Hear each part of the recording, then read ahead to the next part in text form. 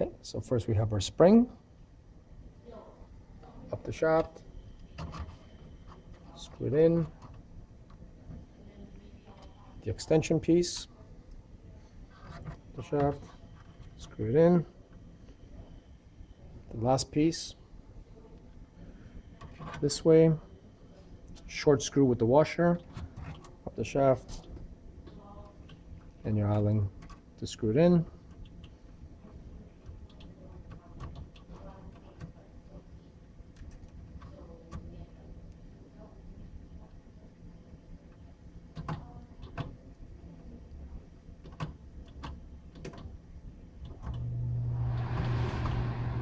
If you want to change it to the design series, this comes out.